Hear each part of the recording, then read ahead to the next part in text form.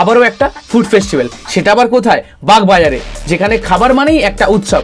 চলো দেখি কি কি খাবার আজকে আমি পেতে পারি। এই দেখো অক্টোপাস, কলকাতাতে এই জিনিস কিন্তু সত্যিই খুব রেয়ার। যেহেতু এটা থাই সস দিয়ে বানানো, তাই জন্য টেস্ট একদম ইউনিক, স্পাইসি মশলা আর পারফেক্ট টেক্সচার। প্রথমবার খেয়ে জাস্ট লেভেল লাগলো বস। এবার আসছে আমাদের কম্বোর পালা। খেয়েছিলাম বাসন্তী পোলাও, তার সাথে চিকেন কম্বো। মিষ্টি গন্ধ আর বাসন্তী পোলাওয়ের সাথে স্পাইসি চিকেনের খাওয়ার মজাই কিছু আলাদা। তোমাদের কেমন লাগে বাসন্তী পোলাওয়ের সাথে চিকেন কষা? অবশ্যই কিন্তু কমেন্টে লিখবে। এইবার আমাদের শো স্টপার ভেটকি পাতুরি। ভিতরে থাকবে ভেটকি মাছ উইথ সর্ষে আর বাইরে কলা পাতায় মোড়া। দেখতে কিন্তু অনবদ্য। এবার খেতে কেমন সেটা বলবো না, খেতে জাস্ট লেভেল বস।